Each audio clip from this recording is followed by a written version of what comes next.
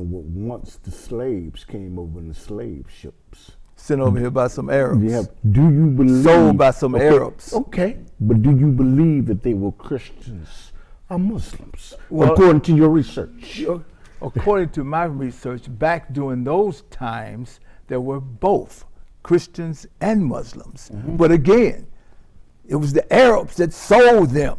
It was the Arabs that took part in so much of the slave trade that took place in Senegal, going through that middle passage. And other people. And other people, you're absolutely right. Can I comment on that? Yes.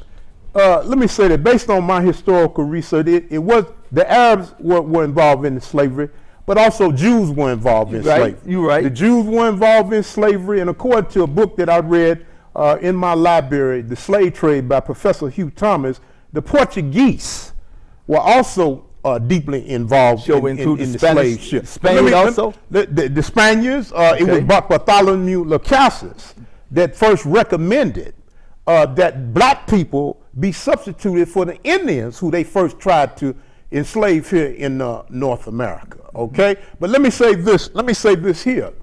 The slave trade, and this is not making any excuses, I'm just trying to put everything in its proper perspective. There was never any slave trade conducted by any people as vicious as this European white man.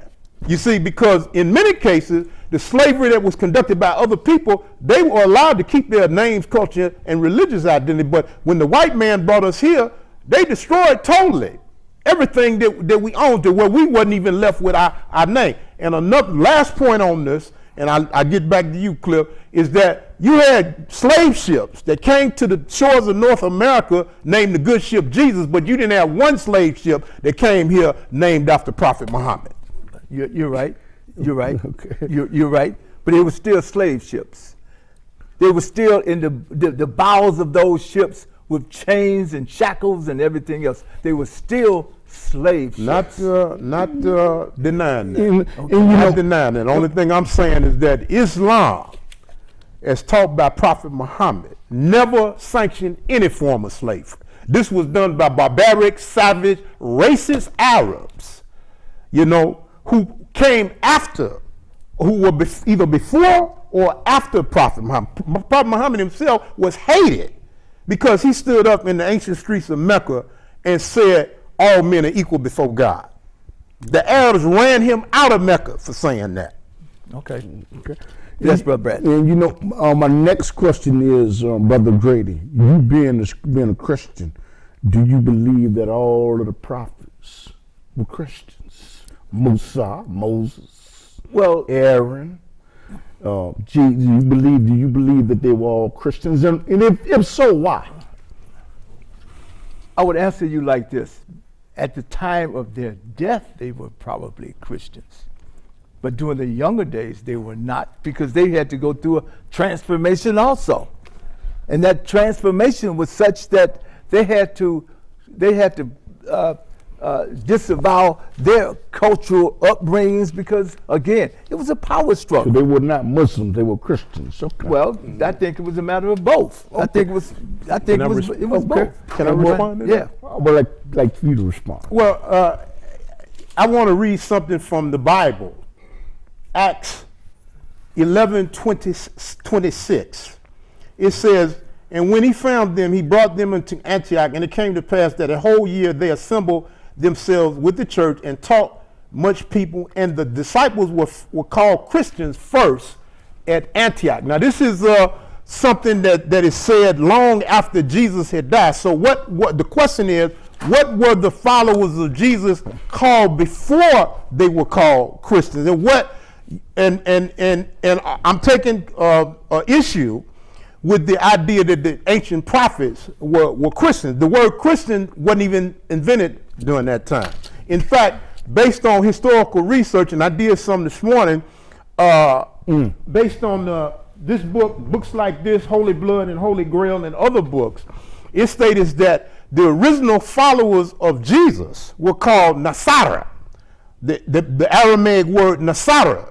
Okay, there was no Christian. There was no word Christian at the time. That one didn't come about until long after Jesus had died. So as the Muslims say, based on the Holy Quran, that the original way of life taught by all of the prophets and messengers was Islam, meaning peace and submission to the will of God before it was corrupted and the names were changed into other languages. For example, let me just finish this real quick. Okay. And I want to start with the origin of Islam also. For example, all of the religions are named after men. You got Buddhism after Buddha, Christianity after Jesus, Judaism after the man Judah, Zoroastrianism after Zoroaster. But Islam is the only way of life or so-called religion that's named after God. Islam gets its name from one of the 99 attributes or names of God in Islam, which is Al-Salam, meaning the peace. And according to the teachings of Prophet Muhammad, every child is born a Muslim. It is the parents or the environment that make it something else. Abraham taught Islam. Moses taught Islam. Jesus taught Islam. And we could go to the Bible to prove that. Jesus in Matthew chapter 26 verse 39 says that he went a little further and bowed his head to the earth and prayed. The only people that pray like that are the Muslims.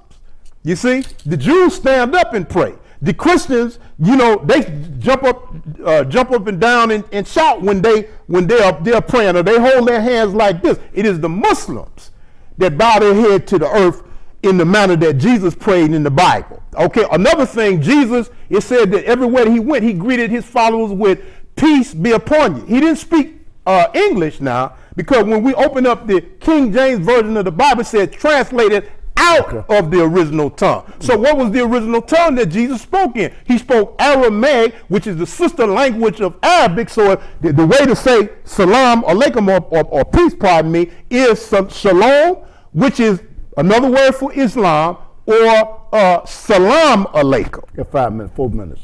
Okay, all right. Go ahead. We have had such a cultural shock in being brought to this country. As black people who came through that middle passage, who found themselves on plantations here in the United States of so-called America, we had nothing else to fall back on but religion. Nothing else to fall back on but religion. And so right now in 2019, our strongest faith, for the most part, is going to be Christianity. All right? My relatives who came from Mississippi, they had nothing else to fall back on. Okay? Yeah, every element in our culture was affected by the white man, by bigotry. Okay? But right now, the idea of Christianity versus fighting Islam, I hate to say it, but I think it's a waste of time. But it's going on, though. I agree with you. It's a waste of time. In fact, the Holy Quran says in one surah, sir, it says that closest to the Muslims, you'll find those who call themselves Christian. In another verse of the Quran says, whether you be Jew, Christian, or Muslim, and sincerely believe and do good, you will get your reward with your Lord. So the Quran is encouraging unity between Muslims and Christians, not warfare. You understand what I'm saying? Prophet Muhammad one time was visited by Christians. And when it came time for them to pray, the Prophet Muhammad let them pray in the mosque. He said that Muslims are duty bound to protect the Christian churches wherever they be at.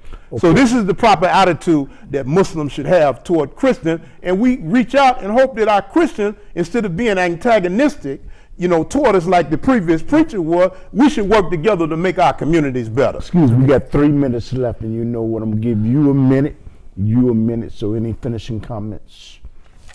Well, again, I would like to say that the proper definition of Islam means peace through submission to the will of God. We say that the whole universe is Muslim. The sun is a Muslim.